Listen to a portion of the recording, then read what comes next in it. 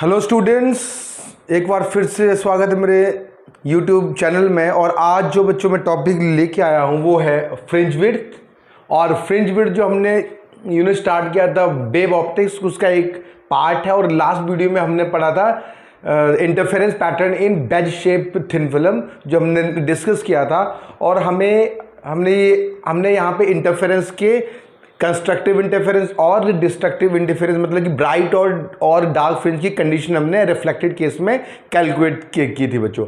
यहाँ से सोर्स है, इस पर्टिकुलर पॉइंट बी पे ये रे इंसिडेंट हो रही है तो ये रिफ्लेक्ट हो रही है, दैट इज R1 रे। और यहाँ से इस फिल्म से पास होने के बाद CD से DR2, तो DR2 जो है वो क्या है, अनदर रे है। डिवीजन बाय एम्पलीट्यूड मेथड से हमने एक सोर्स से दो सोर्स हमने कन्वर्ट कर लिए थे, R1 एंड R2, और उन दोनों के बीच में पाथ डिफरेंस हमने कैलकुलेट किया था, जिसकी वजह से इंटरफेरेंस पैटर्न में हमें ब्राइट और डार्क फ्रिंजेस मिली।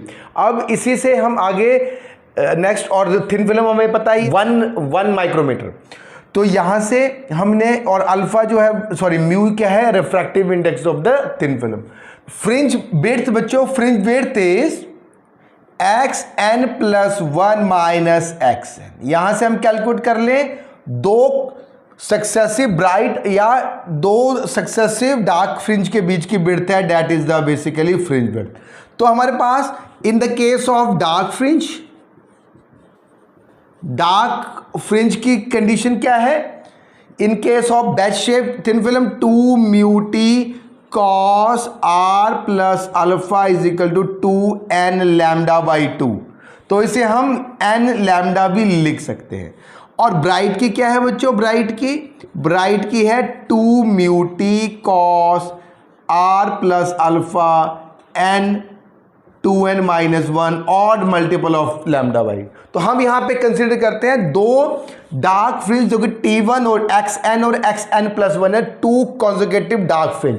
तो यहां से हम पहले वाले से सपोज करो T1 थिकनेस इज T1 है फिल्म की एट पॉइंट xn, तो हम यहां से T1 अपॉन xn जो है वो टोटल इस ट्राइंगल से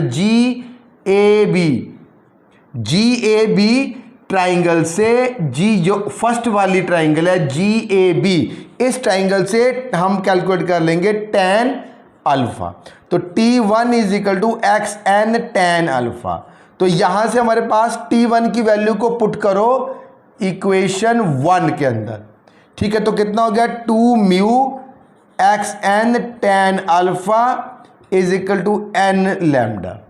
अब हम बात करेंगे नेक्स्ट वाली सक्सेसिव के लिए, यहां पे 2 tan अल्फा और यहां पे 2 tan alpha cos r plus alpha n lambda, ये आएगा यहां पे cos r प्लस अल्फा भी बच्चों। अब नेक्स्ट वाली consecutive successive dark fringe xn plus 1, तो यहां पे हमारे पास सेम वैसे ही कैलकुलेट करेंगे, यहां से T2 that is xn plus 1 tan alpha, ठीक है बच्चों, tan alpha cos r plus alpha n lambda. ये बाहर वाली ट्राइंगल GCH2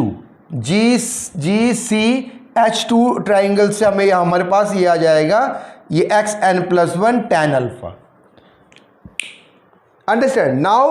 अब हम यहां से क्या करें, इस वाली इक्वेशन से हम Txn कैलकुलेट कर लें बच्चों। xn is equal to n lambda upon 2 mu tan alpha cos r plus alpha. ये आ गया इक्वेशन नंबर 2। सेम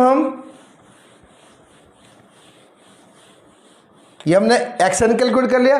अब यहां से हम xn प्लस 1 भी कैलकुलेट कर लें बच्चों, that is n lambda upon 2 mu tan alpha cos r plus alpha. ये होगा equation 3।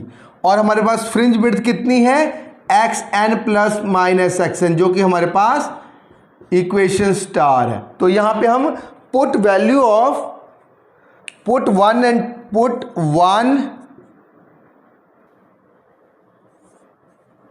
Put 2 and 3, put 2 and 3 in equation star. तो इक्वेशन स्टार में हम जब बच्चों पुट कर देंगे तो देखो क्या आएगा यहां पे, यहां पे हमारे पास आएगा beta is equal to x n lambda upon 2 mu tan alpha cos are plus alpha minus ये n प्लस 1 भी होगा यहां पे। तो ये हमारे पास x n plus 1 2 mu tan alpha cos r alpha, ये हो गया equation 2। Now put 2 and 3 in equation star क्या थी हमारे पास, x n plus 1 minus x n। Understand. तो यहां से बीटा हमारा आएगा n plus 1 2 mu tan alpha cos are plus alpha minus n lambda, यहां पे लैम्डा भी है, ठीक है। तो यहां से n lambda 2 mu t cos alpha tan alpha cos are plus alpha. अब इन दोनों को माइनस करने के बाद बच्चों हमारे पास जो आएगा दैट इज बेसिकली जो फ्रिंज विड्थ आएगी दो कॉन्सेक्यूटिव ब्राइट फ्रिंज के बीच की एक्स एन एन एक्स दोनों के बीच का, that is beta is equal to, ये हो जाएगा एन से एन कैंसल तो lambda upon 2 mu tan alpha cos are plus alpha. Understand.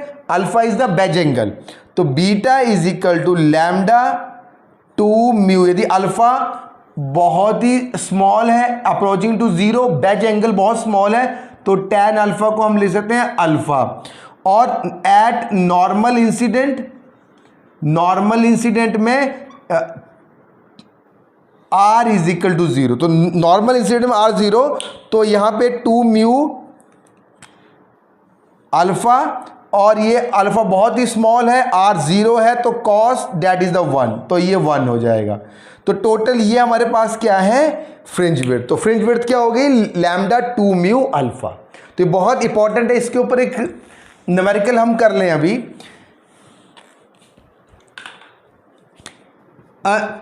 Light of wavelength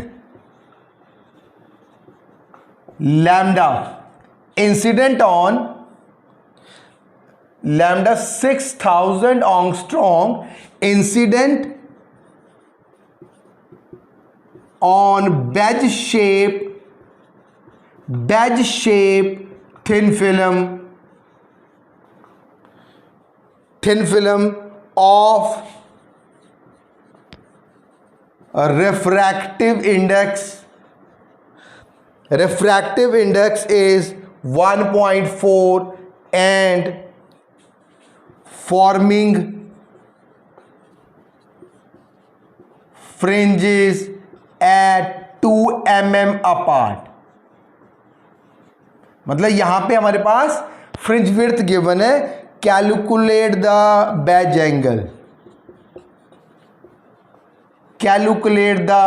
angle, हमें यहां पे बेज एंगल कैलकुलेट करना है। तो हमारे पास जो फ्रिंज विड्थ